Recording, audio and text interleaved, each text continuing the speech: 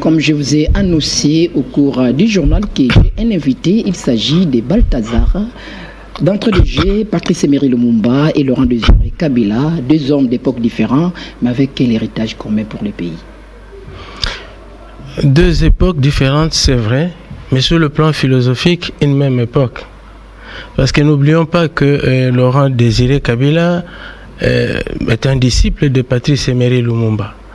Et que c'est lors de l'éviction de Patrice Emery Lumumba, donc après sa mort tragique, que Laurent Désiré Kabila a décidé d'entrer dans le maquis et de combattre ceux qui ont fait exécuter Patrice Emery Lumumba. Laurent Désiré Kabila fait partie de l'équipe de Patrice Emery Lumumba. Effectivement, tout jeune, il avait peut-être autour d'une vingtaine d'années, 23 ans, Laurent Désiré Kabila faisait partie disciple de Lumumba, mais au Katanga. Parce que Lumumba bénéficiait du soutien au Katanga d'une forte équipe de Balubakat qui avait à sa tête Janson Sendwe, qui est un leader aussi connu, aussi fort au Katanga que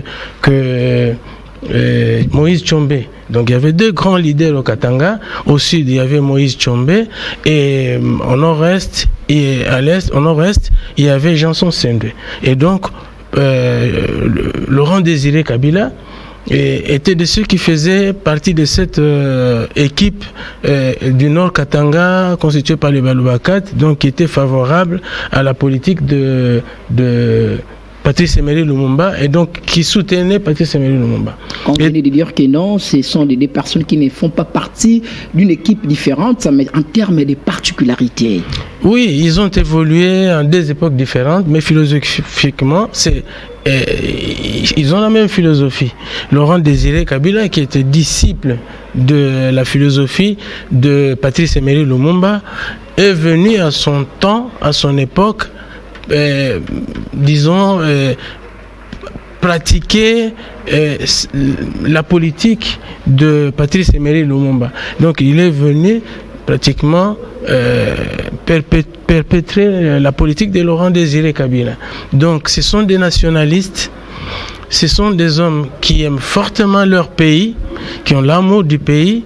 Ce sont des gens qui agissaient sur base de philosophie et non des sentiments tribaux, et non autour des intérêts personnels, mais ce sont des hommes qui aimaient effectivement leur pays, et comme Patrice Emery Lumumba, qui a donné de sa vie pour le bénéfice de son pays. Il a trouvé que son pays était plus important que sa propre vie, que la vie de sa famille, et donc il a payé de son sang pour que la République démocratique du Congo soit un pays prospère au cœur de l'Afrique, un pays où règne la justice et la paix sociale. Voilà. Peut-on dire que les combats menés par Patrice Emery Lumumba au niveau de la RDC a-t-il des résultats escomptés? Puisqu'il y a d'autres villes qu'on a baptisées Lumumba, à Bruxelles, l'exemple Irlande, et dans d'autres villes de l'Afrique centrale.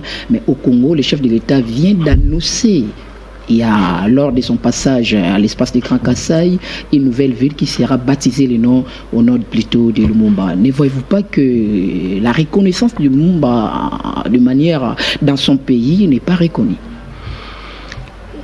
Bon, le problème n'est pas la reconnaissance de Lumumba, une reconnaissance des faits, mais la véritable reconnaissance de Lumumba, la véritable, serait de se comporter comme Lumumba par rapport à notre pays.